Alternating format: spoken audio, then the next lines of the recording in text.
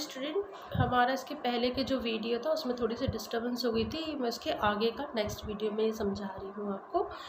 अपन क्या पढ़े थे, इनके जो संवेगात्मक स्थिरता होती है ना, इसमें संवेगात्मक अस्थिर मतलब कि जो संवेग होते हैं, ईर्ष्या, क्रोध, प्रेम, ये सब की जो भावनाएं होती, फीलिंग्स होती हैं, इनमें अस्थिर होती है। ये कभी भावुक हो जाते हैं, कभी स्थिर हो जाएंगे, कभी कुछ सोचने लगेंगे, अचानक खेलने लगेंगे, अचानक खुश हो जाएंगे। तो इनमें इन सब जो संवेगात्मक छोटी छोटी जो संवेगात्मक फीलिंग्स होती हैं, इनकी जो स्थिरता होती है वह अस्थिर होती है।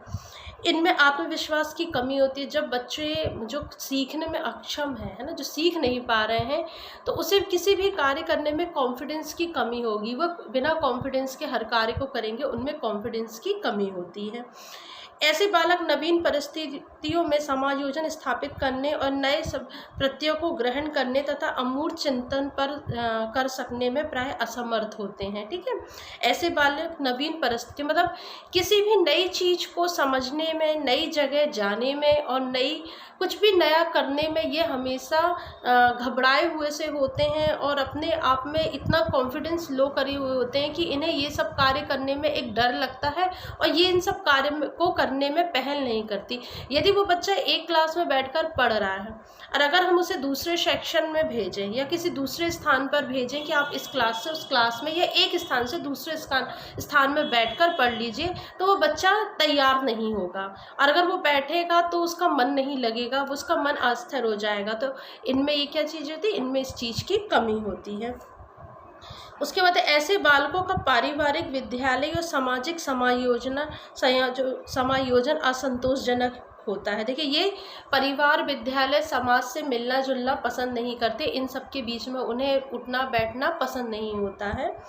ऐसे बालक सामान्य आवश्यकताओं की पूर्ति अधिक चिंतित होते हैं। ये कोई भी सामान्य जो इनकी आवश्यकताएं होती हैं उनके लिए हमेशा चिंता करते रहते हैं कि मैं ऐसा कार्य करूं या नहीं करूं, करूंगा तो सही होगा कि गलत होगा, कहीं ऐसा तो नहीं कि मैं अगर ये कार्य करूंगा तो ये दूसरों को पसंद नहीं आएगा। तो मतलब वो अपने भावनाओं में, अपने इमोशंस में इतने व्यवस्थित हो जाते हैं कि वह यही सोचते रहते हैं कि मुझे ये कार्य करना चाहिए या नहीं करना चाहिए। ऐसे बालकों की शारीरिक और वाणी संबंधित दोष पाए जाते हैं। देखिए, ऐसे बालक का शारीरिक जो दोष होते हैं वो तो होते हैं, कुछ ना कुछ शारीरिक कमियां होती हैं, ठीक है, लेकिन इनके वाणी दोष भी होते हैं, क्योंकि ऐसे बच्चे जब किसी चीज़ को समझ नहीं पा रहे हैं, समझने में देरी कर रहे हैं, तो इनके बोलने का तरीका, ये सब चीज़ों में भी दोष हो जाएगा। क्योंकि वो जब बाड़ी मतलब किसी भी चीज़ को, सबसे पहले हम क्या करते हैं, किसी भी चीज़ को सुनते हैं।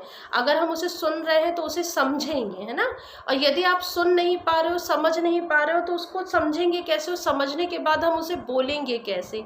तो बच्चा सुन तो ले रहा है, लेकिन जब वो समझने की कंडीशन में आ रहा है तो उस चीज़ को समझ ही नहीं पा रहा है, और जब वो समझ नहीं पा रहा है तो उस चीज़ को वो बोल भी नहीं पा रहा है। तो इनमें ये दोष होता है कि ये बोल नहीं पाते अपनी फीलिंग्स को।